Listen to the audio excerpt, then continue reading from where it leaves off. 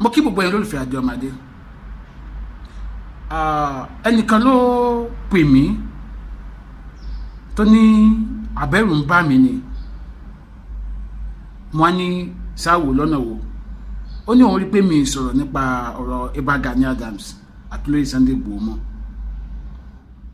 Wọ́n ní ẹ̀rù bà mí. But kí ni mo fẹ́ sọ̀rọ̀ lé lórí? Kí ni mo fẹ́ sọ̀rọ̀ nípa èsì? Àwọn bàbá, ìyẹn àwọn bàbá wa, àwọn ọba, wọ́n ti sọ̀rọ̀ lórí ọ̀rọ̀ yìí pé káwọn méjèèjì fọwọ́ wọ́nú. So ẹni tó bá wá jáde tó wá ṣẹ̀ṣẹ̀ tún sọ̀rọ̀ pé Ìbà Gani má gbà o, Olóyè Sunday Igboho má gbọ́, ọmọ àlè Yorùbá lẹ́ni yẹn. Because àwọn bàbá yìí tó jọba yìí là ni wọ́n jẹ́ olórí ilẹ̀ Yorùbá. Wọ́n dẹ̀ ti sọ̀rọ̀ pé kí ọ̀rọ̀ yìí kó lọ bẹ́ẹ̀ kó jẹ́ rodò. So if you call yourself a blogger tó wá sí wàá tún tú ọ̀rọ̀ yẹn sọ, tó wá tún tú ọ̀rọ̀ yẹn wú jáde, kí ló fẹ́ gbà ń bẹ̀? Especially àwọn tó pẹ̀lú àwọn ní Odùduwà Nation bloggers yẹn. Ṣé ẹ fẹ́ dàgbà Odùduwà Nation ni? Ó dá táwọn kan bá sọ pé àwọn ò ní interest ní Odùduwà Nation, structuring la ní interest lé lórí ńkọ́, kí ló fẹ́ ṣe? Ṣé ẹ fẹ́ dàgbà ni? Mo sọ̀rọ̀ kan ní fídíò tí mo ṣe ní last week. I swear to God who created me. Ẹnìkan fún mi ní information kan mo sọ, information ethic. Ṣùgbọ́n gbà tí mo ara wọn tó súnmọ́ Ìbà Gani gidigidi, wọ́n ẹni tá à ń sọ yìí, bàbá yẹn wọ́n wò mí báyìí. Bàbá yẹn wò mí báyìí, wọ́n dẹ̀ ń gbọ́ mi. Information tó thick ni. But nígbà tí wọ́n ní àwọn bàbá wa, àwọn ọba ti sọ̀rọ̀ pẹ̀ mọ́ wò pé tí n bá release kìíní àtún bankan jẹ́. Láti gbà yẹn bàbá tó fún mi ní information yẹn, àwọn náà wọ́n máa test try sí. Láti gbà yẹn mi chat wọn mọ́. Gbogbo messages wọ́n respond tí wọ́n send mi respond. Mo ń try láti avoid pé tí bàbá ìbá fún mi ní information mi or wọ́n fún mi ní ọ̀rọ̀ kan tí n bá release ẹ̀ kó má dìbò máa da nǹkan rú, jẹ́ kí n ra wà lórí ọwọ́ mi. Ẹni tó ń fẹ́ kí àlàáfíà jọba nìyẹn. But kí wọ́n á sọ pé torí pé mo fẹ́ generate traffic or bóyá mo fẹ́ lórúkọ or mo fẹ́ sọ̀rọ̀ káyí sá sọ pé mo ti sọ̀rọ̀, kí wọ́n á gba information kí wọ́n ní ẹ tí wọ́n wo nǹkan tí Igboho ṣe o, ẹ wo nǹkan tí Gani Adams ṣe o. Ṣé mo fẹ́ kọ́rọ̀ kí nǹkan settle nìyẹn? Wọ́n ní ọlọ́yà Olóyè Sunday Igboho ó kọ́kọ́ lẹ́tà sí Ìbà Gani Adams. Nínú àwọn kan bá bẹ̀rẹ̀ sí dùn.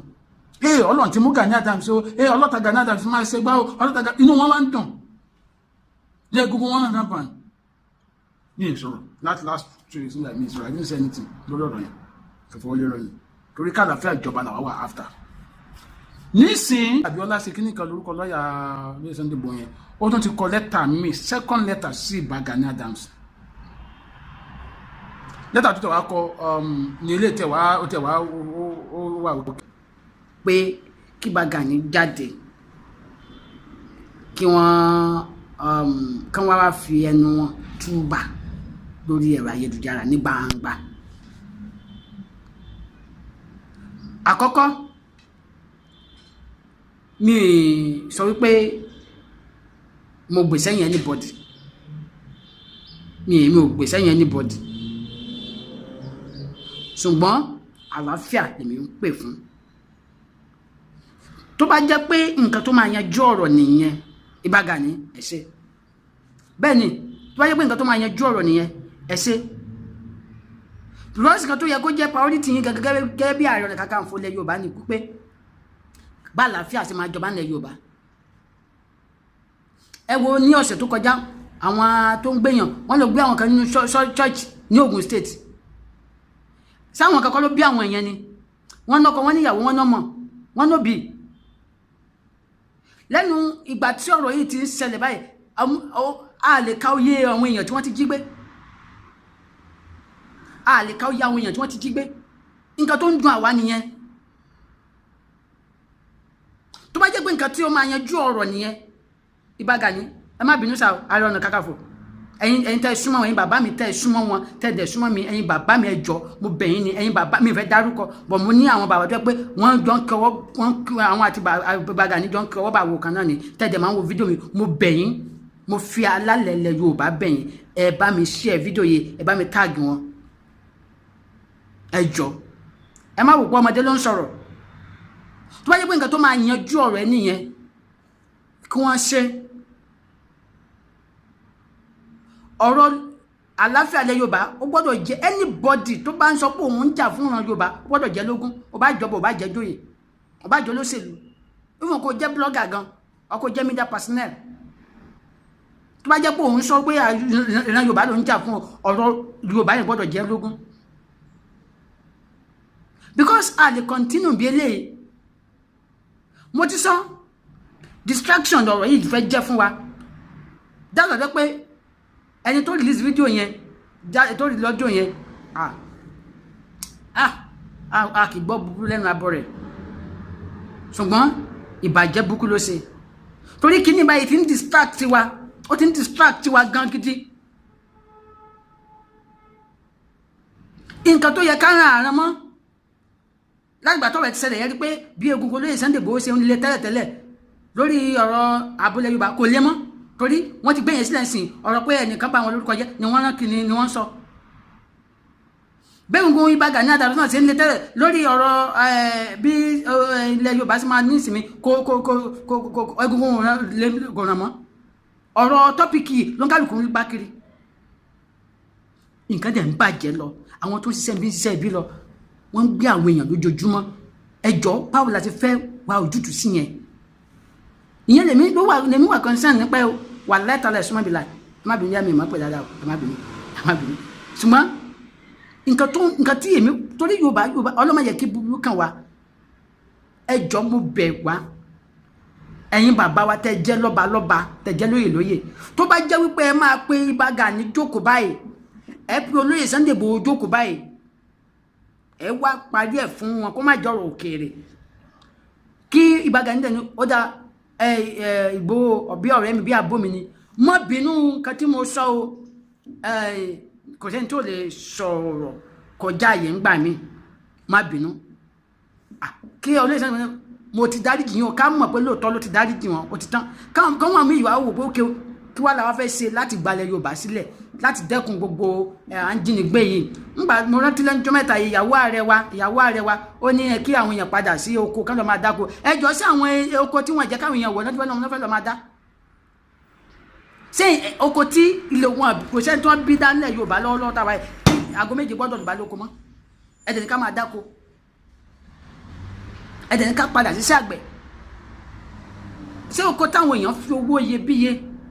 dá táwọn kan máa kó màálù lọ lóru tán máa jẹ gbogbo nǹkan tó wà ń bẹ̀ ṣé ìyẹn encourage àwọn èèyàn láti dáko bẹ́yẹn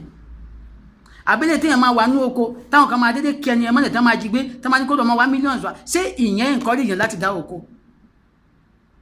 so ìyẹn ni ó yẹ ká wá ojútùú sí now ó bá jọba ó bá jẹ́jọ́ yẹn nílẹ̀ Yorùbá kí ni àǹfààní ipò tó wà nílẹ̀ Yorùbá tílẹ̀ Yorùbá ò tó tòrò lójú ayé ẹ̀ ọ̀pẹ̀rẹ̀ lọ́ba nílẹ̀ Yorùbá ọ̀pẹ̀rẹ̀ ní ọba nílẹ̀ Yorùbá ilẹ̀ Yorùbá dẹ̀ ń dàrú ó dẹ̀ ń lọ pátí kiri ó ń kọ́ ìdìbàlẹ̀ kẹsọ́rùn kiri ọba yẹ̀yẹ́ ní irú ẹni bẹ́ẹ̀ jẹ́ ọba tó tìgbà ò dẹrùn irú ẹni bẹ́ẹ̀ jẹ́ ọ̀pẹ̀rẹ̀ ní àgbà ìjòyè nílẹ̀ Yorùbá ẹ̀ ń lọ òde kiri ilẹ̀ Yorùbá ó dẹ̀ tòrò ó dẹ̀ pẹ́rẹ́ ní àgbà ìjòyè yẹ̀yẹ́ lẹ́ni yẹn jẹ́ tó bá dẹ̀ jẹ́ olóṣèlú yẹn gbogbo ipòkípò tó ń kálukú wa bá dì mú kódà wa táwa ní tó yẹ pé media sector la wà nílẹ̀ Yorùbá tàjẹ́ kí tara ìlú di táwa lè lo àyè táwa yẹn fún ìlọsíwájú ilẹ̀ Yorùbá fún ìgbéga ilẹ̀ Yorùbá fún àlàáfíà ilẹ̀ Yorùbá nonsense là ń ṣe that's why tí mo máa ń wo àwọn bloggers Odùduwà nation yẹn tẹ́ pé láti wá sórí social media láti dáradára ní ìmọ̀ ń sọnù wọn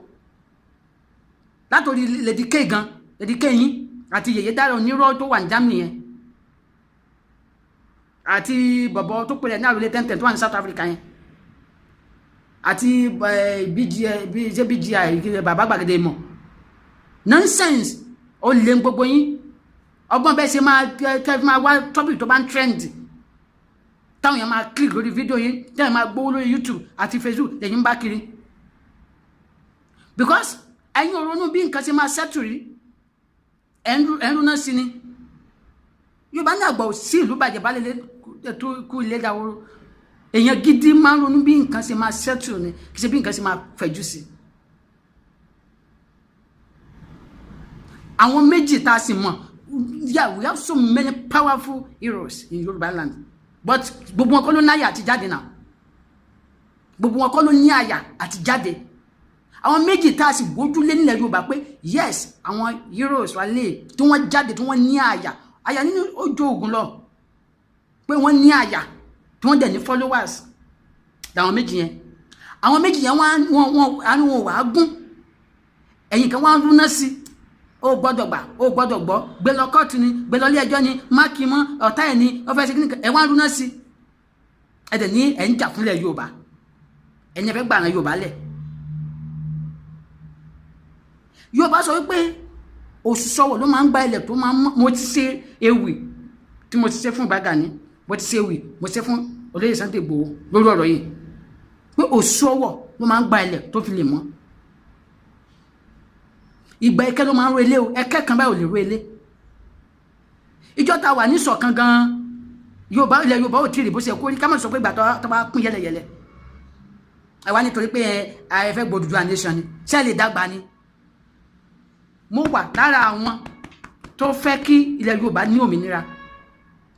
ipa tí mo lè sà ní sáìdì mi lórí Odùduwà nation mò ń sà ṣùgbọ́n ìyẹn ò ní wípé kẹ́ni fẹ́ ara mi nìkan ìyẹn ò ní wípé tí àwọn akọni yẹn bá ń jà kí wọ́n torí pé mo fi síbì kan ju ìkan lọ kí wọ́n máa sọ̀rọ̀ kí wọ́n máa sọ pé ìkan má gbọ́ ìkan má gbà kó jẹ́ ọba méjì ló ń jà nílẹ̀ Yorùbá tábà múra ó lè affect ìṣọ̀kan Yorùbá báyìí ní àwọn ọba wo ṣe gún gan ó sì jẹ́ ẹran tó affect wa bọ́ sẹ́wọ̀n pé kò sí ìpàdé tó so gbogbo ọba ilẹ̀ Yorùbá papọ̀ ìpàdé state by state ló wà tó dẹ̀ kó rí bẹ́ẹ̀ ẹ̀yin ọ̀tọ̀nkù lílu kan tẹ̀ wà tẹ̀ ń wò tẹ̀ sọ̀rọ̀ lórí yẹn kò sí ìpàdé tó so gbogbo ọba ilẹ̀ Yorùbá pọ̀ pé gbogbo ọba ilẹ̀ Yorùbá ó yẹ wá a fẹ́ ṣe ìpàdé kò tí ì sí ìpàdé yẹn ìpàdé state by state ló wà àwọn ọba Ọ̀ṣun state àwọn ọba Ògùn state àwọn ọba Ọ̀yọ́ state àwọn ọba kìnnì kan ṣètìlí pé nǹkan pọ̀ ta tí ó yẹ ká bójútó ilẹ̀ Yorùbá so ilé ìtẹ̀yìn wa ń sọ pé mo tẹ̀ wo bọ̀bọ̀ blogger kan lẹ́nu fright àbí kìnnì kan bọ̀bọ̀ yẹn náà abroad ló wà tó ń sọ pé ọlọ́dì Gani máa ṣe wọ́n o ìwé kan wọ́n gan ṣé ọ̀rọ̀ nìyẹn sá a fi ẹ̀tẹ̀ sílẹ̀ à ń palàpalàpà àwọn bàbá wa náà tó jọba náà àwọn náà kan ṣáàgò ẹ̀ṣẹ̀ ṣáà jókòó ó dẹ̀ ga o àwọn kan ṣáà jókòó tí wọ́n sá ni pé owó tó máa wá látọ̀dọ̀ láti federal level or tó máa wá láti state level káwọn gbà kán kó lẹ̀kẹ̀ sọ́rùn kán máa lọ pàtí kiri nǹkan táwọn bàbá wa ń ṣe ni ìyá àwọn bàbá wa torí kò yẹ kán lajú sílẹ̀ kọ́rọ̀ ẹ̀ dé ibi tó dé kò yẹ kán lajú sílẹ̀ kọ́rọ̀ ẹ̀ dé ibi tó dé yìí ọ̀rẹ́ ti ń gbinikún sínú ó ti ń gbinikún sínú so ṣé ẹ mọ̀ pé ẹni tó bá rójú tó ráyè ló máa náà fẹ́ jà fún rẹ̀ ni ọlọ́mọdé kárí o lórí ọ̀rọ̀ ọjọ́ yẹn tí ẹni yẹn lọ release má jẹ́ ń pè ń wèrè tó lọ release síta ẹjọ́ tá bá ń fọ̀rọ̀ ẹ lọ́sìn tó wá di pé àwọn ọlọ́pàá wa ló ń tún nǹkan tó yẹ kí wọ́n tún pa ọ̀rọ̀ yẹn kí wọ́n á ní òkè o àwọn fẹ́ padà gbé kéèsì yẹn dìde kí wọ́n á ní wọ́n invite olóyè Sunday Igboho ẹjọ́ sórí Sunday Igboho á wá rójú pé à ń gbèjà Yorùbá mọ́ ẹ̀yin tẹ́ ń fẹ́ tẹ́ fẹ́ kọ́rọ̀ yẹn máa fẹ́ jú ni o ẹ̀ ronú débẹ̀ ṣé ibi tó bá ti wá ń ju pé kó ń jàbọ̀ nú ẹ̀ ṣé wá lójú pé òun fẹ́ wọgbó lọ máa gba àwọn tí wọ́n gbé àwọn tí wọ́n jí gbé ṣó máa lójú pé òun fẹ́ lọ gba wọn sílẹ̀ mọ́ bí táwa ronú dé tẹ̀yìn ronú dé nìyẹn tàbí ibà Gani Adams táwọn ọlọ́pàá bá wá pè pé wàá sọ tẹnu ẹ nípa nǹkan tó mọ̀ so rẹ nìyẹn lóòótọ́ so kà mọ́ bẹ̀ sójú ẹ ló ṣe tó wá ràn yẹn lọ́wọ́ ẹjọ́ só máa ráyè sọ pé òun fẹ́ gbé ìjà ilẹ̀ Yorùbá òun fẹ́ wọnú gbó lọ òun fẹ́ kó àwọn èèyàn lọ́nu gbó nǹkan táwa ìdílé táwa sọ pé ẹ má fa ọ̀rọ̀ yìí lọ síbi tó ẹ̀ka fàdé nìyẹn but ẹ̀yin táyìn sọ pé ọdún Sunday Igboho gbọ́dọ̀ gbà gbogbo Gani ò gbọ́dọ̀ gbọ́ igbá kan wò kan ẹ ronú o kátàwá rò kọ́lẹ̀ yín rò kátàwá rò kọ́lẹ̀ yín rò bó sì lè sọ mo rántí nígbà tí olóyè Sunday Igboho tó yẹ ẹnìkan release audio tó sọ ń pa bàbá wọn ní ọ̀fífẹ́ tí bá wà iná a lot of our bloggers àjà nígbà ẹ̀yin blogger Odùduwà nation yìí ń bolẹ̀ wà ń gbà yẹn ń bolẹ̀ yín wà ń gbà yẹn ẹ bá wà iná là ń jáde tá à ń ṣe fídíò lójoojúmọ́ táwọn fi ń bẹ bàbá pé bàbá ẹ dáríjìn ọmọdé òkè mo jẹ kó má rà lọ́wọ́ bàbá ẹ dáríjìn ẹ mọ bọ́ọ̀rọ̀ yẹn ṣe heavy tó ń gbà yẹn ni káwa wa máa rúná sí ń gbà yẹn pé kó bàbá wa má gbà kọ́ ni má gbà ṣé àlè rólé Sunday Igboho sọ pé a fẹ́ kó gbèjà Yorùbá àlè rí lò pé a fẹ́ kó gbèjà Yorùbá ni bọ́lá bá dẹ̀ mú kí àwa kan gbà yẹn tí a rúná sí tá à ń ṣe fídíò lójoojúmọ́ mú fídíò ní ìdè káwé fídíò tí mo ṣe tán and we have so many bloggers like that pé wọ́n sàn ṣe fídíò lójoojúmọ́ wọ́n fi ń pẹ̀tù sí ọ̀rọ̀ yẹn ni tí wọ́n fi ń sọ̀rọ̀ ṣàlọ̀ pé bàbá ọmọdé ni ìgbà kan kan tó ń bẹ̀rẹ̀ sí sọ́ngbà yẹn ẹni tó fẹ́ káyé dà nìyẹn ẹ̀yin kóra yín jọ ẹ̀yin ṣe blogger Odùduwà nation mímẹ́ tó mọ̀ ẹ̀yin tó recognize ní káyé kìí ṣe tó rọrọ̀ social media a lot of things làwọn kan ṣe lábẹ́lẹ̀ lórí ọ̀rọ̀ Odùduwà nation kó lè da táwa sórí social media ju pé ẹ̀yin kan wà ń pariwo lọ ẹ̀ ń dájà sílẹ̀ ẹ fẹ́ káwọn èèyàn máa jà kẹ́ lè máa rí topic tó hot kẹ́ lè máa rí sọ̀rọ̀ lé lórí.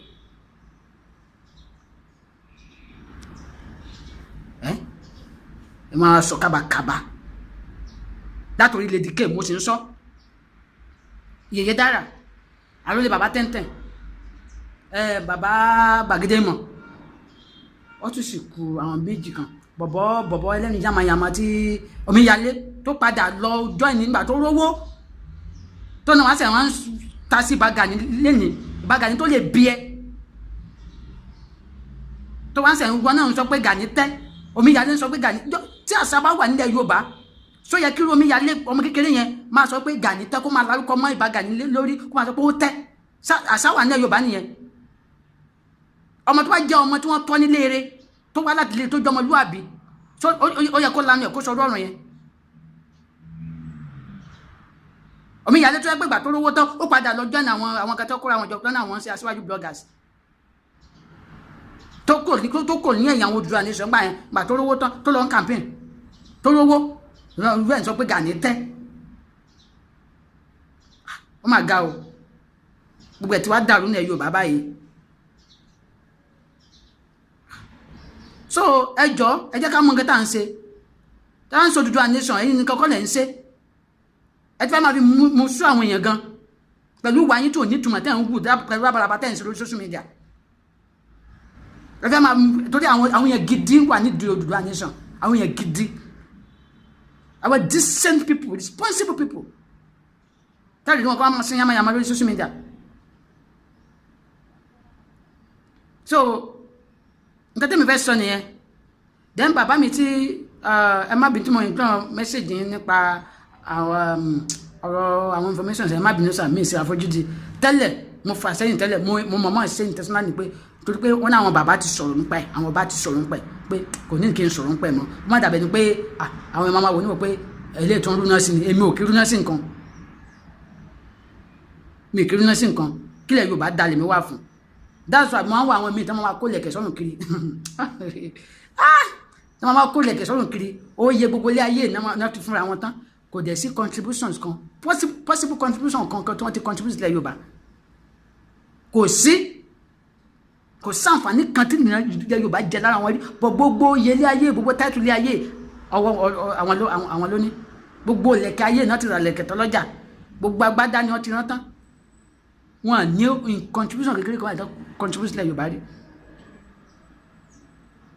bẹ́ẹ̀ la dẹ̀ rí àwọn akọ́jọ́ pé ẹ̀rí sẹ́rí lẹ̀kẹ̀ lọ́rùn mi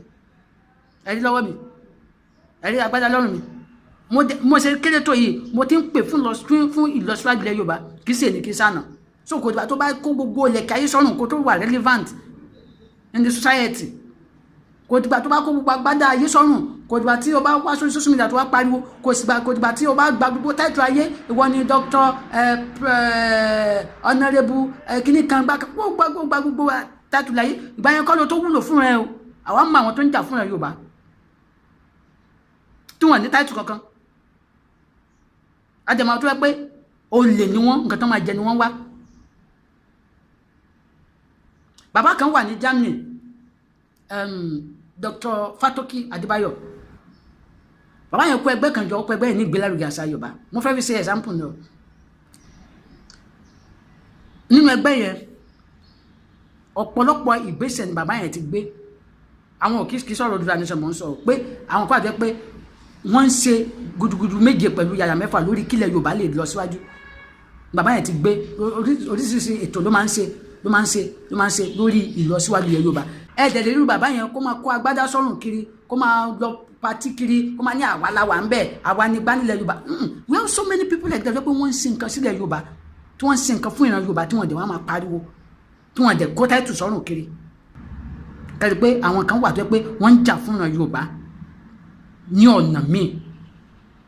tẹ́ẹ̀dẹ̀ gbọ́ so ẹni tó yẹ pé academic level ló ti fẹ́ wúlò fúnlẹ̀ Yorùbá kó ṣe ẹni tó yẹ security side ni kó ṣe ẹni tó yẹ in terms of culture ni kó ṣe ẹni tó yẹ pé in terms of politics ni kó ṣe so kí gbogbo aká make sure pé